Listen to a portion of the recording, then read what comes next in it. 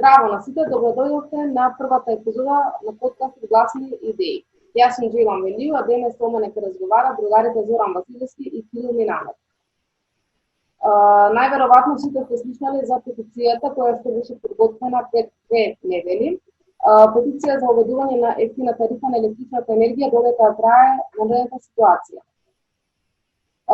Петицијата во една недела ја потпишаа 37.000 граѓани, и што ние одлучивме да ја пратиме до влада. Но до денес немаме информација дека владата воопшто ја ставила петицијата на дневен ред. Идејата за петицијата е добитна поради тоа што подолго време приморани сме да седиме дома. Тоа само по себе значи дека трошиме поголема електрична енергија и со тоа ќе добиеме високи сметки.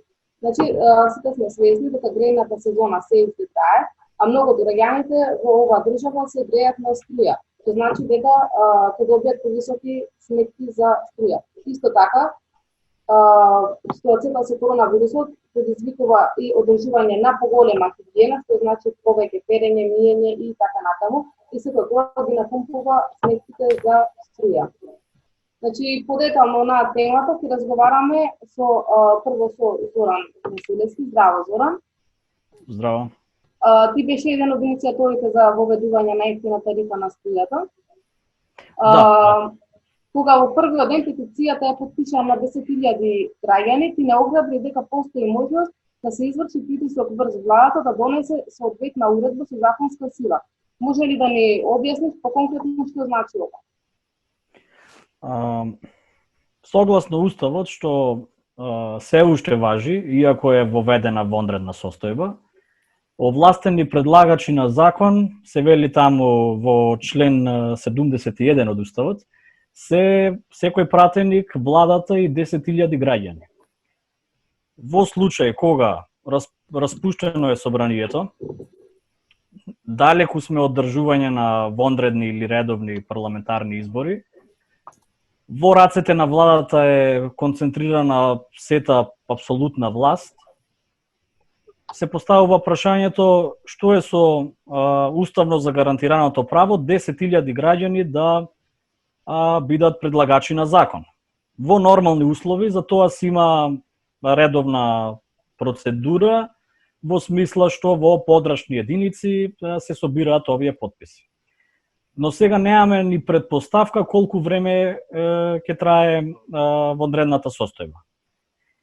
Целта на вонредната состојба е да се спречи брзото ширење на коронавирусот и да се намали бројот на заболени, со тоа да се растеретат и медицинските институции и така натаму. Но ако не се овозможи тоа во најскоро време, оваа контратежа на апсолутната власт, а тоа е директната демократија преку собирање 10.000 потписи, во тој случај ова ќе испадне дека е воведба диктатура, а не некоја си вонредна состојба за спречување на некоја си здравствена зараза и така натаму. Така да треба прво да видиме фактичката ситуација каква е. Дали во моментов 10.000 граѓани можат да го остварат своето уставно загарантирано право. Еве конкретно кога за само еден ден над 10.000 граѓани се потпишаа на петицијата, мене ми се отвори прашањето, меѓу другото имам и магистрирано на насоката на правниот факултет парламентарно право и политички систем, и во тој момент ми се постави прашањето зошто државата не би направила некаков софтвер или какова и да е алатка, затоа што ни за институции во моментов ги охрабруваат граѓаните, ни за поднесоци барања да ги праќаат на електронски начин. Што е пречката, ако не е пречката воведување диктатура, да се овозможи еден таков софтвер и власта да има обврска, доколку се соберат 10.000 потписи, да одлучува за предлогот. Сега нема собрание за да предлагаат граѓаните закон, но апсолутно можат да бидат предлагачи на уредба со законска сила. Добро, благодарам.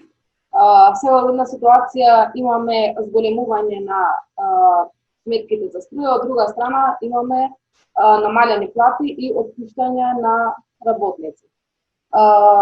Полетално во темата ќе навлеземе со другарот Кирил Миранов. Здраво, Кирил. Здраво.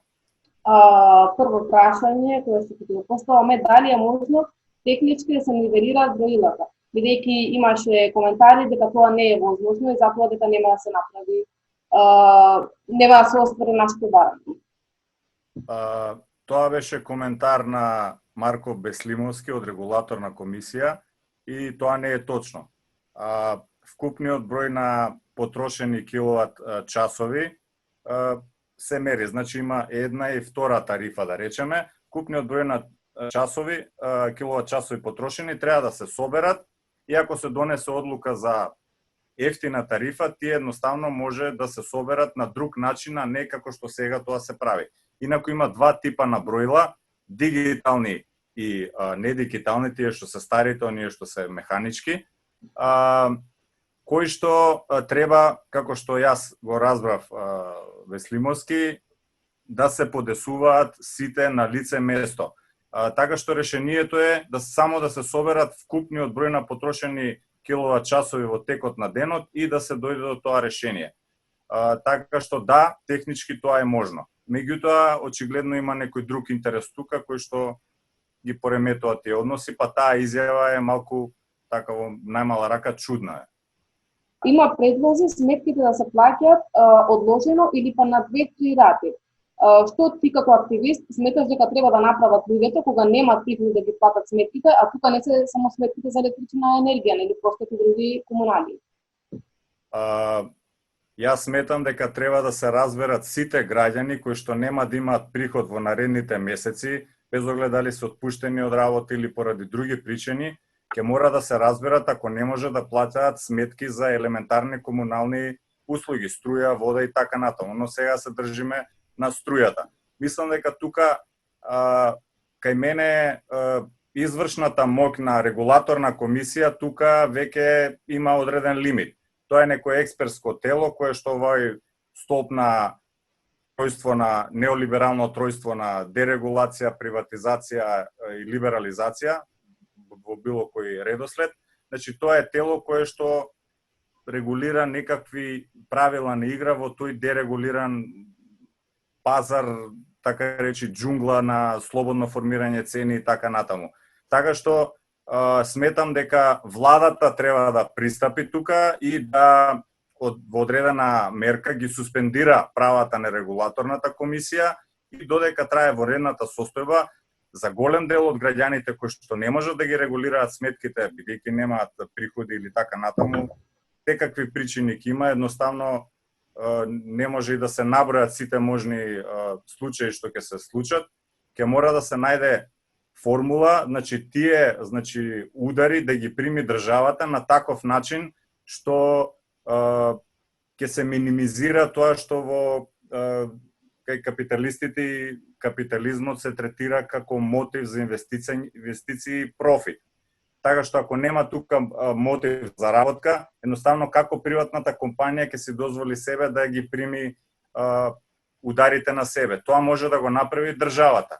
И во таа смисла сега гледаме дека 2-3 месеца ќе трае оваа состојба вонредна со сигурност врз основа на одлуките што владата веќе ги носи за плати и така натаму за одложување на одредени работи, ќе мора сериозно да се размисли во електроенергетскиот систем како сите овие работи ќе се регулираат. Технички стручњаци има доволно, значи во сите три компании кои што се клучни во електроенергетскиот систем, меѓутоа ќе мора да се влезе со некакви формули кои што се надвор од тоа што го гледавме во либералната економија до пред 2 месеца. Тоа е минато. Ние сега сме во сосема друг систем и тоа треба да се каже. Значи не е истиот систем кој што беше пред 2 месеца. Според тоа ќе мора да се реформира, ако говориме со таков речник, некако овој систем да се дојде до некаква стабилност и загубите додат на терет на државата, така да речем. За почеток јас би очекувал некакво ова регулирање на овие односи на ниво на влада, значи а понатаму ако оваа ситуација потрае, значи повеќе од 2-3 месеца, не знам, 6 месеци и така натаму, сите овие работи ќе мора да се стават во некоја сосем друга рамка. Бидејќи уште еднаш да повторам, очигледно е дека не сме во либерална економија како пред 2 месеца, тоа е минато, сега сме во некаков друг систем. И тоа мора порано или подоцна да стане дел од овој мејнстрим наратив, дека ние не сме во нормална ситуација. И така натаму. Па веќе во некои земји почнеа нели да зборуваат за национализирање на здравството. Дали вие се зборувате за национализирање на компаниите кои што управуваат со електрична енергија? Зборот национализација влезе во дискурсот, да речем, јавен пред едно 5-6 дена. И сега прво треба да се структурира или деструктурира тој збор, што тоа значи. Во јавното здравство факт е дека нема толку ресурси во смисла на апарати, платени здравствени работници и така натаму. Од друга страна имаме приватно здравство каде што има добри апарати, подобра услуга, но прашање е какви се тамо платите на работниците, да речеме. Така што одредена управа од владата во овие ситуации, како во одредена вонредна ситуација, секако дека треба да дојде. Но јас не гледам од владата затоа што такви потези, затоа што владата сепак е во функција на тој неолиберален систем. Владата е борд на директори, значи они не размислуваат со такви идеи. Меѓутоа го гледаме преседано што се случува во светот. Веќе имаме национализација на железница во Англија. Во Франција има некакви најави. Значи тој збор влезе во мејнстримот и нема бегање. Едноставно ќе мора да се разговара и на тие теми. Джелан, ако може ја да додадам нешто, би сакал, Да. баш ме инспирираше Кирил. Јас од она што го знаме дека владата зема некоја си дивиденда, нели? Не е мнозински акционер во Ебана или во не знам како е таму поделбата и слично. Коментарот ми е дека под превезот дека ако се воведе ефтина тарифа на струјата во цело деноночие, дека системот што ја генерира струјата, нели, нема да издржи, во смисла дека не може толку да се произведе или да се увезе струја за да се даде под тие услови.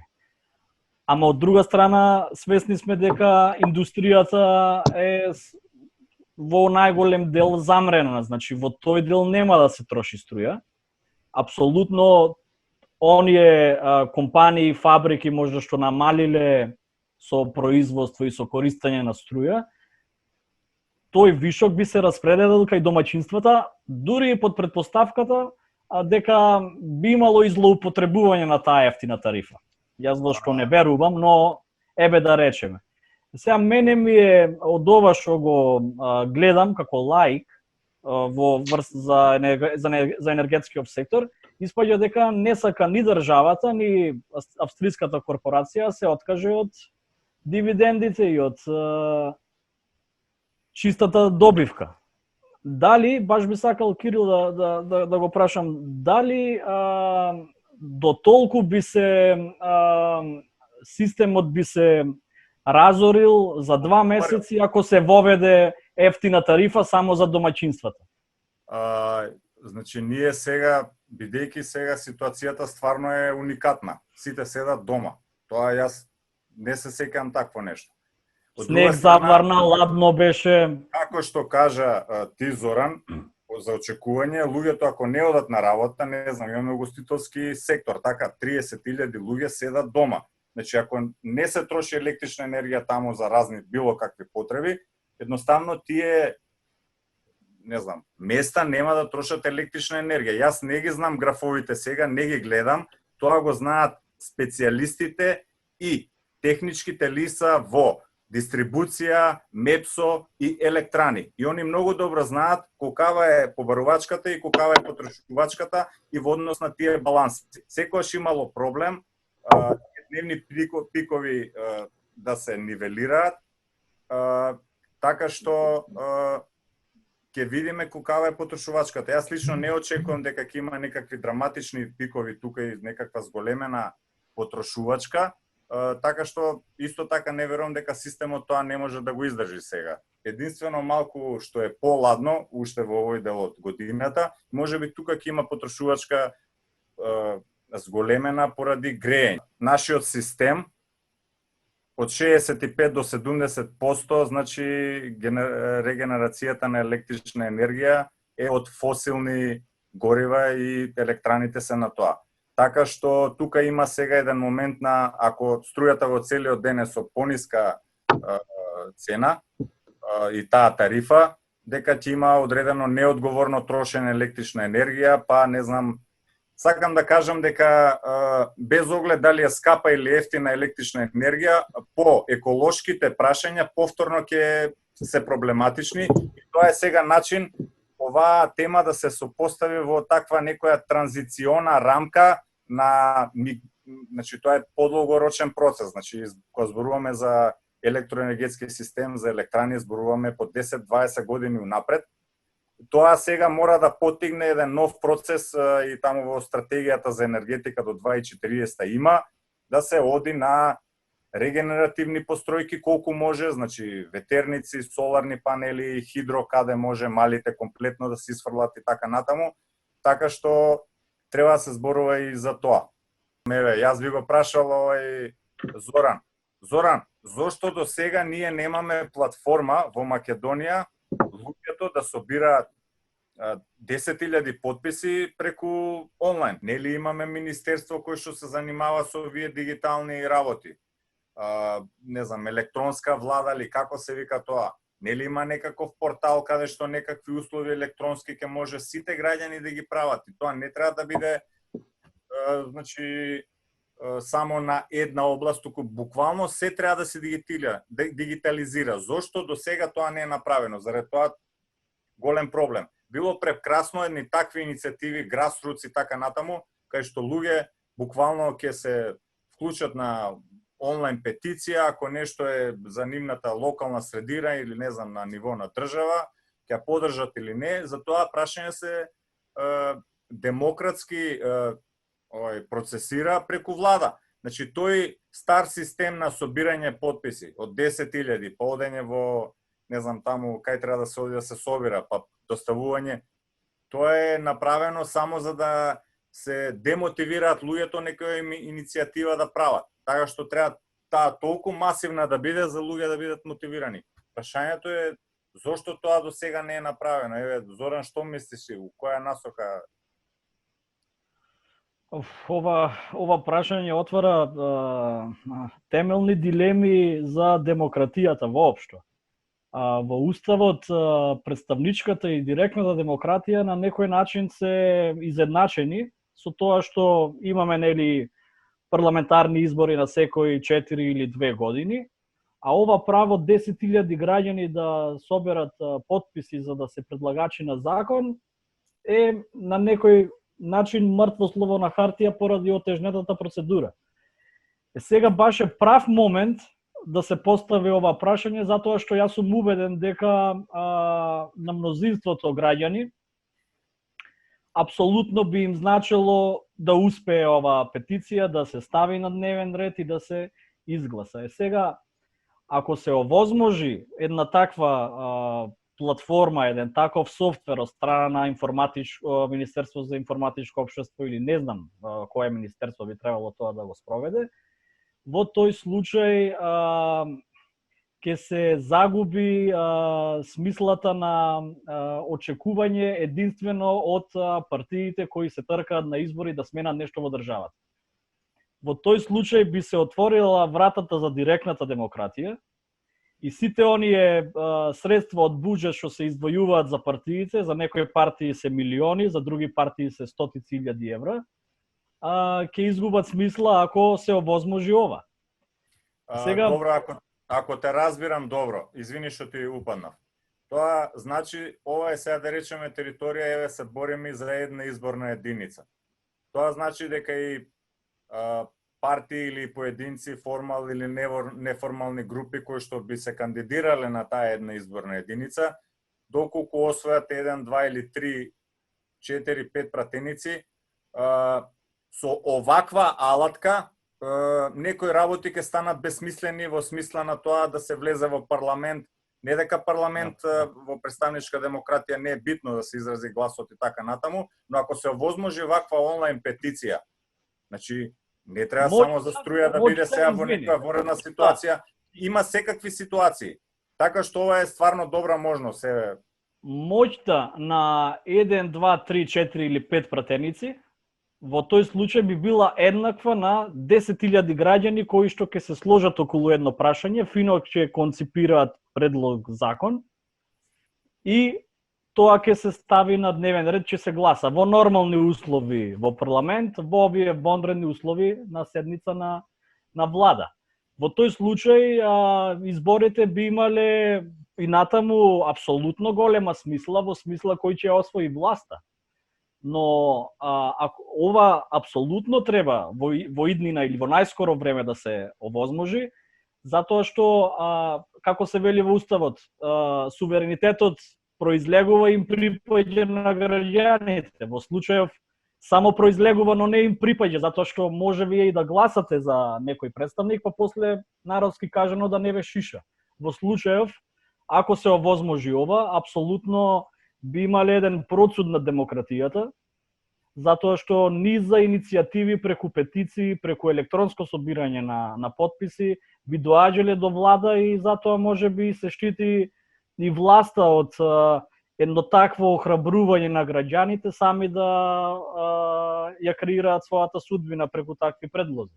Мене затоа ми е и јасно ова избегнување што го прави и техничкиот премиер и останатите кога викаат, имаше една емисија на телевизија каде што го упрашува новинарот и тој одговара дека слушнал за оваа петиција, но ке разговарале, ке виделе, требало да се направи поширока дискусија и ништо тоа ќе се заборави.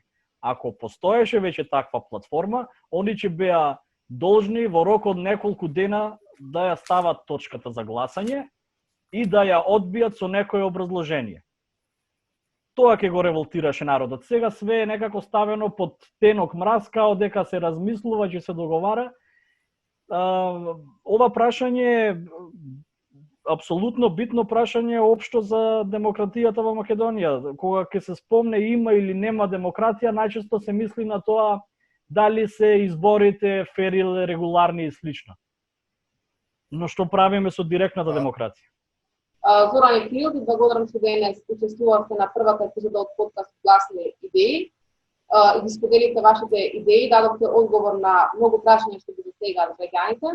Се надевам дека ние нема да застанеме тука и ќе продолжиме со вакви емисии каде што отвараме нови прашања, даваме нови идеи, даваме исто така и одговори кои што не можеме да ги добиеме од државните органи.